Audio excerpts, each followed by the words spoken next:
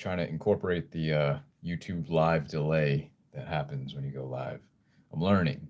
I'm doing a lot more of these YouTube live, so I'm starting to get the hang of things. But I just wanted to show off a new piece of art that I made. It's actually in a fancy little portfolio. I finally got a portfolio so I could collect some of my art rather than just kind of having it in a box somewhere.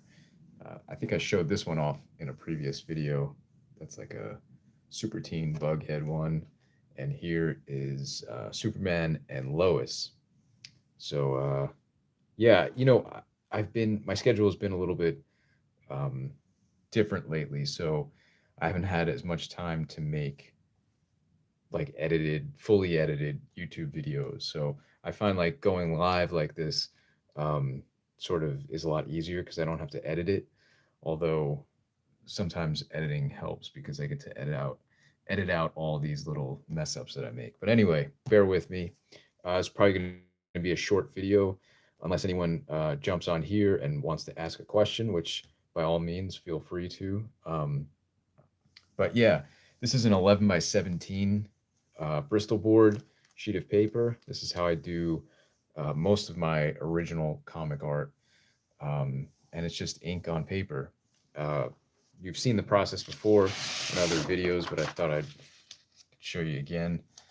Pretty much do the sketch digitally, and then print it out full size at 11 by 17.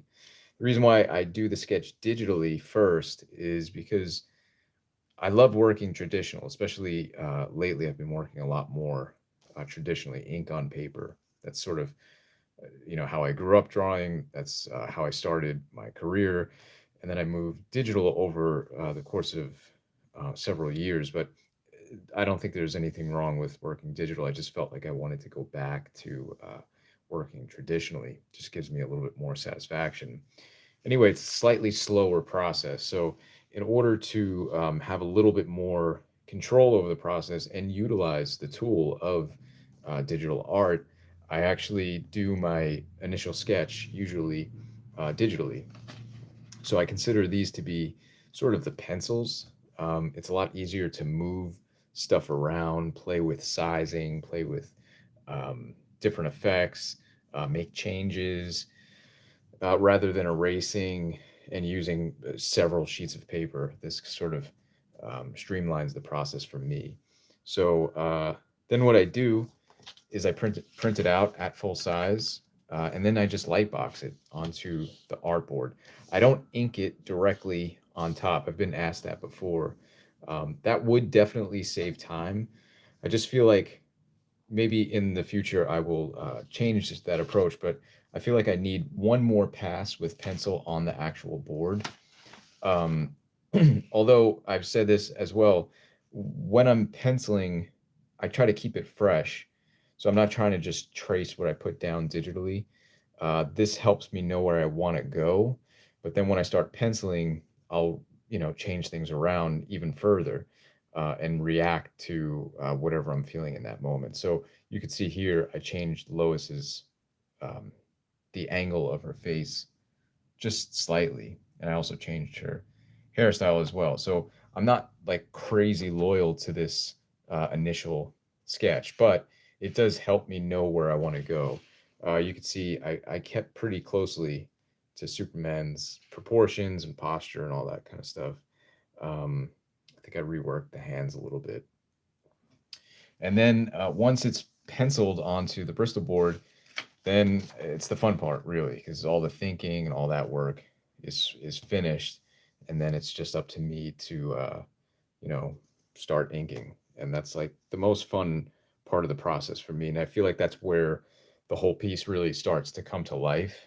Um, while I was working on this, I was actually listening to. There's a great channel here on YouTube, and boy, I don't know what it's called off the top of my head.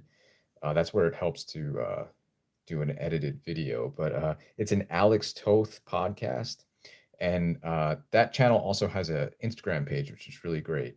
Every day, sometimes multiple times a day, they'll post just some really beautiful Alex Toth work. And I've mentioned Alex Toth in many of my videos. I've made videos about him. He's definitely a huge influence on me as well as countless other comic book artists. So while I was working on this, I was actually listening to a couple of those episodes.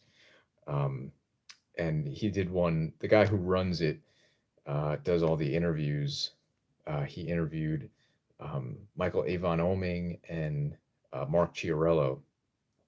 Really, two really great interviews. So if you want to just Google that or put that in the YouTube search engine, something will come up. But anyway, I was listening to people talk about Alex Toth while I was inking this, and I felt like the longer I listened, the more black got put down on the page. For any of those of you who are Alex Toth fans, or perhaps have heard me mention him in some of my other videos, he's a large proponent of balancing black and white on a page. He did it quite masterfully. I'm trying to just figure it out, but yeah, it was encouraging for me to just add more and more black, but in strategic ways. So that's sort of what happened here. You can see in the initial sketch, it's probably not as much as what wound up happening in the final. But doing the sky was actually really nice too. Trying to get some of that different cloud effect. I've been sort of looking and studying how other comic book artists over the years have rendered clouds in various different ways. So this was sort of me playing with a few different techniques. I still feel like I really need to perfect that. It's a little bit different than this approach here. Similar. I think this one's a little bit more rougher, a little bit more dry brushy. This one's a little bit more slick and graphic. But I've been liking this approach lately, sort of like framing characters with this like black cloud sky kind of atmosphere. So yeah, just wanted to check in, show you this. Like I mentioned, I have this fancy new portfolio now. I think I showed this piece off in another video a couple months ago. I worked on this. This is a cover for my Patreon comic. And then, by the way, this one, I think hopefully, if I could get a couple more, I have a few other drawings actually that I have at various stages of completion. And I'm hoping to put up like an original art sort of sale before the year is up. So stay tuned for that if I can get certain pieces done in time. If not, maybe it'll be just early next year. I'll throw a few of these up. So yeah, I might have had a video about this one, or I might just save that for another video. So anyway, for those of you who are watching, thanks for tuning in. And if I do keep this on my regular page, thanks for watching this one. As always, I'll have more videos coming out soon, whether they're live or pre-recorded. I do have a lot of ideas for hopefully some cool upcoming videos. So stay tuned for that. And yeah, happy holidays, all that kind of stuff. I'll catch you soon. Take care.